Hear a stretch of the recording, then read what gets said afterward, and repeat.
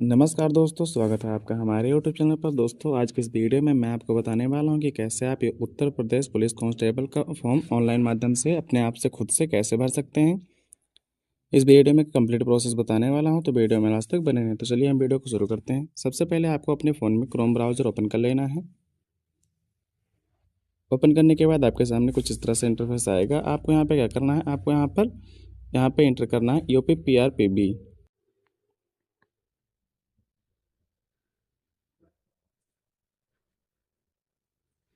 जैसे ही आप इंटर करेंगे, आपके सामने कुछ इस तरह से एक वेबसाइट दिखाई देगी। आपको इस पर क्लिक करना है।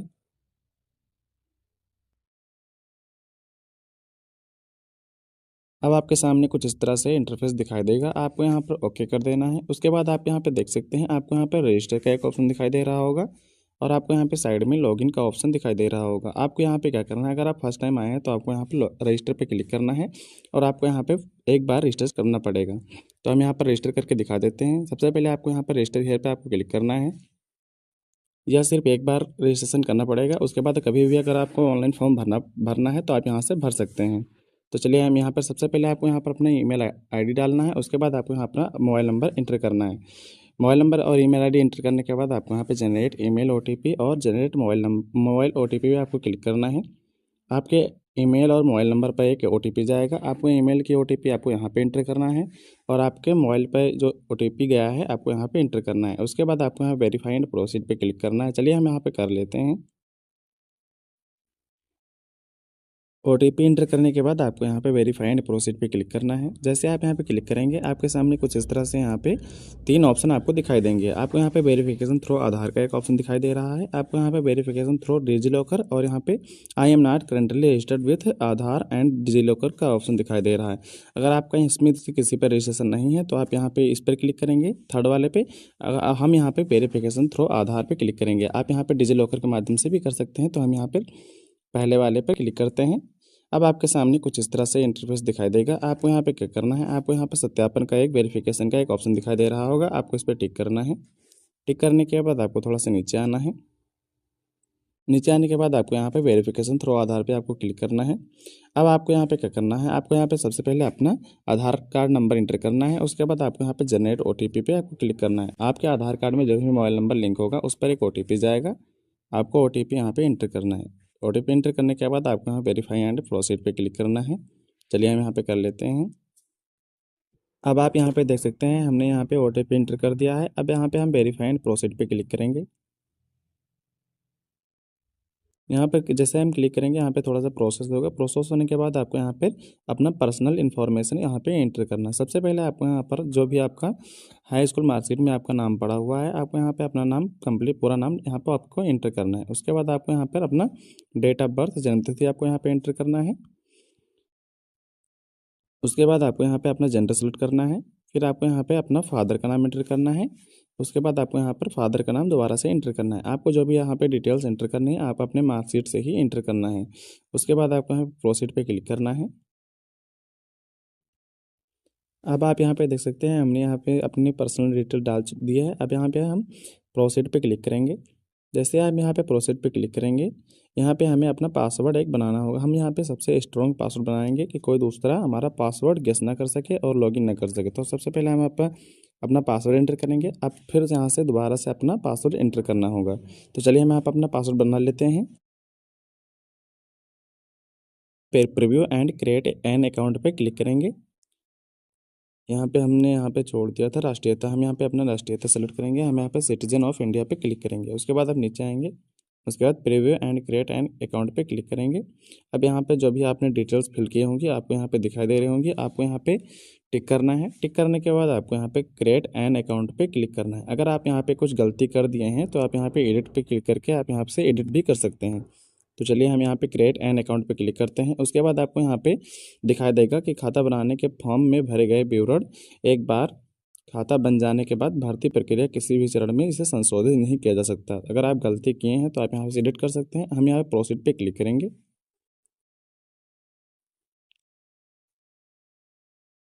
अब यहाँ पे आप देख सकते हैं हमारा उपयोगकर्ता सफलतापूर्वक बन गया है। हमारा यूज़र नेम यहाँ पे बन चुका है। यहाँ पे थोड़ा सा प्रोसेस होगा। अब आपको फिर से यहाँ पे ओके करना है। अब आपको यहाँ पे क्या करना है, आपको यहाँ पे लॉगिन पे क्लिक करना है। आप यहाँ पे देख सकते हैं login with account, login with Aadhaar ID, login with DigiLocker. तो हम यहाँ पे सबसे आसान तरीका लॉगिन विथ आधार आईडी पे क्लिक करेंगे। अब आपके सामने कुछ इस तरह से इंटरफेस दिखाई देगा। आपको यहाँ पे अपना मोबाइल नंबर एंटर करना है। जैसा जो मोबाइल नंबर अभी आपने अपने आधार में रजिस्ट्रेशन करते समय लगाया है, आपको वही मोबाइल नंबर आपको यहाँ पे एंटर करना है। उसके बाद जनरेट आधार ओटीपी पे आपको क्लिक करना है। आपको यहाँ पे सबसे पहले टिक करना पड़ेगा। उसके बाद आप यहाँ पे जनरेट आधार ओटीपी पे क्लिक करेंगे। आपके आधार लिंक मोबाइल नंबर पर ओटीपी जाएगा। आप जो यहाँ पे मोबाइल नंबर एंटर किए हैं उस पर एक ओटीपी जाएगा, आपको ओटीपी एंटर करना है। उसके बाद आपको यहाँ पे नीचे आना है, लॉगिन पे क्लिक करना है। चलिए हम यहाँ पर कर लेते हैं। जैसे ही आप लॉगिन पे क्लिक करेंगे आपके सामने कुछ इस तरह से इंटरफेस दिखाई देगा। आपको यहाँ पे थोड़ा सा नीचे आना है। नीचे आने के बाद आपको यहाँ पे दिखाई दे रहा होगा ऑनलाइन एप्लीकेशन, आपको इस पर क्लिक करना है। अब आप यहाँ पे देख सकते हैं जितने भी आप यहाँ पे एप्लीकेशन गवर्नमेंट की तरफ से होंगे आप यहाँ पे आपको यहाँ पे दिखाई देंगे। आपको यहाँ पे क्या करना है, आपको यहाँ पे जो भी आपको अप्लाई करना है उस पर आपको टिक करना है। उसके बाद अप्लाई पे क्लिक करना है। अब आपके सामने कुछ इस तरह से इंटरफेस दिखाई देगा। आपको यहाँ पे अपना व्यक्तिगत पर्सनल डिटेल आपको यहाँ पे दिखाई दे रहा होगा। यहाँ पे जितनी डिटेल्स आपने रजिस्ट्रेशन करते समय लगाई होंगी आपको यहाँ पे दिखाई दे रहे होंगे। उसके बाद आपको यहाँ पे एक्स्ट्रा मदर का नेम और आपको यहाँ पे अपना मैरिटल स्टेटस, वैवाहिक स्थिति आपको यहाँ पे सेलेक्ट करना है। उसके बाद आपको यहाँ पे अपना मूल निवास सेलेक्ट करना है। अगर आप उत्तर प्रदेश से हैं तो आप यहाँ पे यस पे क्लिक करेंगे। अगर आप उत्तर प्रदेश से नहीं हैं तो आप यहाँ पे नो पे क्लिक करेंगे।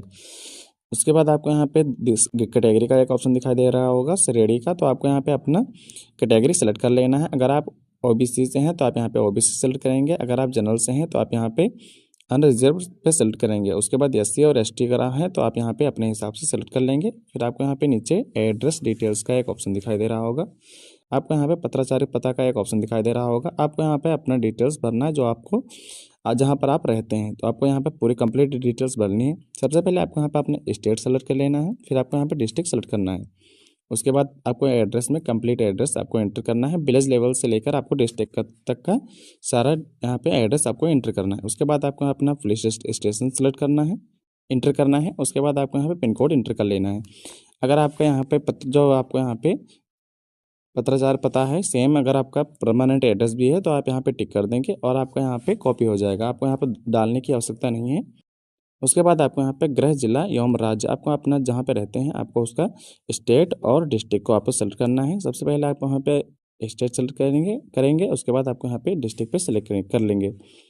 सेलेक्ट करने के बाद आपको यहाँ पे सेव पे क्लिक करना है। उसके बाद आपको यहाँ पे नेक्स्ट पे क्लिक करना है। सामने कुछ इस तरह से इंटरफेस दिखाई देगा। आपको यहाँ पे अदर डिटेल्स का एक ऑप्शन दिखाई दे रहा होगा। आपको यहाँ पे सबसे पहले क्या करना है, सबसे पहले आपको यहाँ पर पूछा जा रहा है अगर आप स्वतंत्रता सेनानी के आश्रित हैं तो आपको यहाँ पे एस पे क्लिक करना है। अगर नहीं है तो आप यहाँ पे नो पर सेलेक्ट करेंगे।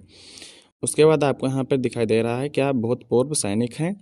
अगर आप सैनिक रह चुके हैं यस सेलेक्ट करेंगे। अगर नहीं है तो आप यहाँ पे नोट पर क्लिक करेंगे। उसके बाद आपको यहाँ पे पूछा जा रहा है कि क्या आप उत्तर प्रदेश के राजकीय कर्मचारी हैं। अगर आप कर्मचारी हैं तो यहाँ पे यस सेलेक्ट करेंगे। अगर नहीं है तो आप यहाँ पे नो पर सिलेक्ट करेंगे। उसके बाद आपको यहाँ पे नीचे दिखाई दे रहा होगा होमगार्ड का विवरण। क्या आपने कम से कम 3 साल के लिए होमगार्ड के रूप में सेवा की है। अगर नहीं की है तो आप यहाँ पे नो पे सेलेक्ट करेंगे। अगर आपने की है तो यहाँ पे यस पे सेलेक्ट करेंगे। उसके बाद आपको यहाँ पे सेव करेंगे। उसके बाद आपको यहाँ पे नेक्स्ट पे क्लिक करेंगे। अब आपके सामने कुछ इस तरह से इंटरफेस दिखाई दे रहा होगा। आपको यहाँ पे सबसे पहले अपना शैक्षिक योग्यता आपको यहाँ पे जोड़ना है। जैसे हमने यहाँ पर अपना शैक्षिक योग्यता जोड़ लिया है, ऐसे आपको यहाँ पे क्या करना है, सबसे पहले आपको यहाँ पे 10th का मार्कशीट पे क्लिक करके आपको यहाँ पे 10th का मार्कशीट इंटर करना है। फिर आपको यहाँ पे 12th का मार्कशीट पे क्लिक करके आपको यहाँ पे 12th का मार्कशीट इंटर करना है। फिर आपको यहाँ पे नेक्स्ट पे क्लिक करना है। कुछ इस तरह से आप जोड़ सकते हैं। यहाँ पे आप देख सकते हैं हमने कुछ इस तरह से जोड़ रखा है। उसके बाद आपको यहाँ पे नेक्स्ट पे क्लिक करना है।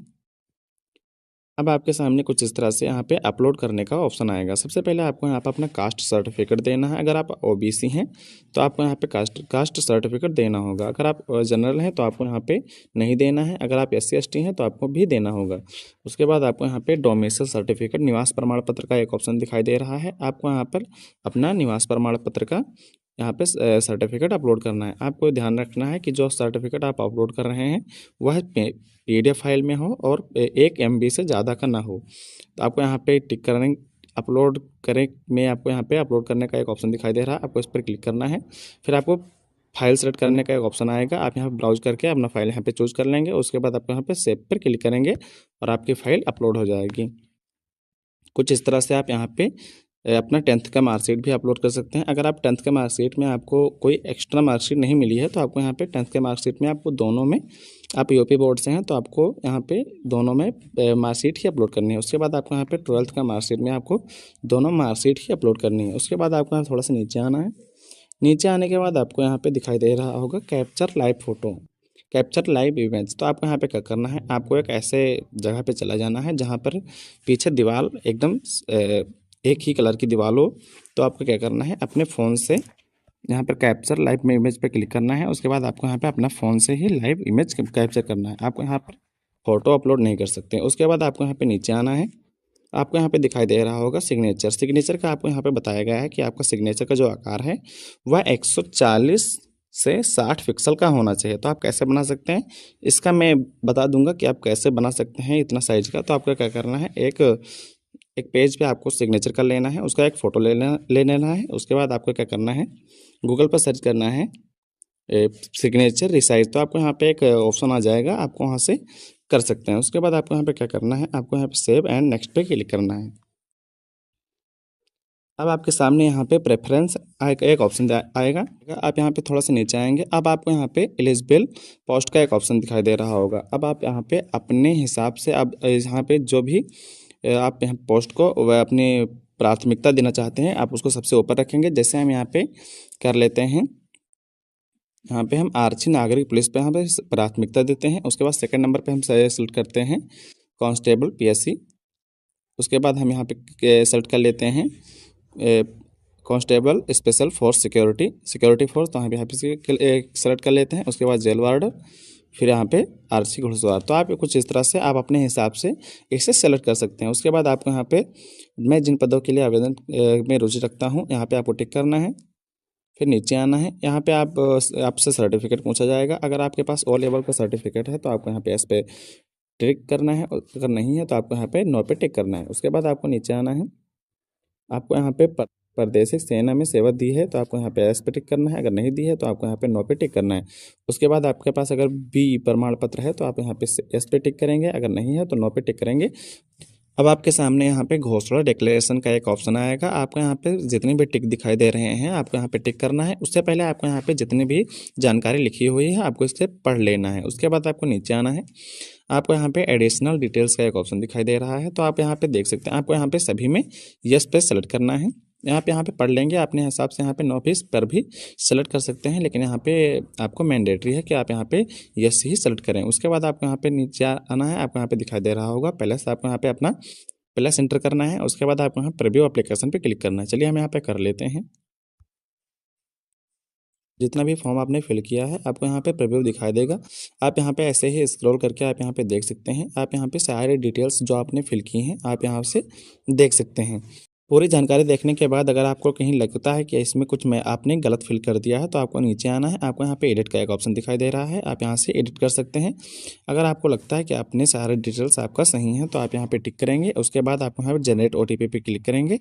आपके जो भी आपने मोबाइल नंबर एंटर किया है उस पर एक ओटीपी जाएगा। ओटीपी आपको यहाँ पे इंटर करके वेरीफाई पे क्लिक कर लेना है। वेरीफाई करने के बाद आपके सामने कुछ इस तरह से इंटरफेस आएगा। आप यहाँ पे देख सकते हैं। आपको यहाँ पे पेमेंट का एक ऑप्शन दिखाई दे रहा होगा। आपको यहाँ पर 500 रुपये का पेमेंट करना पड़ेगा। तो पेमेंट करने के लिए आपको यहाँ पर पे नाउ पे क्लिक करना है। उससे पहले अगर आपको वो एप्लीकेशन देखना है तो आप यहाँ से अगर उससे पहले आपको यहाँ पर एप्लीकेशन देखना है तो आपको यहाँ पर आई पे क्लिक करके अपना एप्लीकेशन देख सकते हैं। अगर आप उसमें कुछ चेंजेस करना चाहते हैं तो आप मॉडिफाई पर क्लिक करके आप यहाँ पे मॉडिफाई भी कर सकते हैं। तो हम यहाँ पे पे नाउ पे क्लिक करेंगे। जैसे आप पे नाउ पे क्लिक करेंगे आपके सामने यहाँ पे दिखाई दे रहा होगा आपको यहाँ पे 500 रुपये का पेमेंट करना पड़ेगा। उसके बाद आपको यहाँ पे दिखाई दे रहा होगा पे विथ SBI पे, तो आपको यहाँ पे क्लिक करना है। उसके बाद आपको यहाँ पे टिक करना है। आपको यहाँ पे जितनी भी यहाँ पे इंस्ट्रक्शन दी होंगी आप यहाँ पे पढ़ लेंगे। उसके बाद आगे बढ़ें, प्रोसीड पे आपको क्लिक करना है।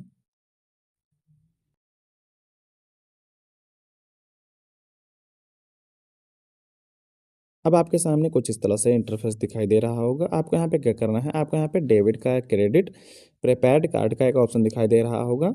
उसके बाद आपको यहाँ पे बैंकिंग कनेक्ट नेट बैंकिंग का ऑप्शन दिखाई दे रहा होगा। उसके बाद आपको यहाँ पे यूपीआई का ऑप्शन दिखाई दे रहा होगा। तो हम यूपीआई पे क्लिक करेंगे। सबसे आसान तरीका, आप यूपीआई के माध्यम से ही पेमेंट कर सकते हैं। अगर आपके पास नेट बैंकिंग और डेबिट कार्ड की सुविधा है तो आप उससे भी पेमेंट कर सकते हैं, कोई प्रॉब्लम नहीं है। आपको यहाँ पे क्या करना है, यूपीआई पे सेलेक्ट करना है। उसके बाद आपको यहाँ पे यूपीआई क्यूआर का एक ऑप्शन दिखाई दे रहा है, आपको इस पर क्लिक करना है।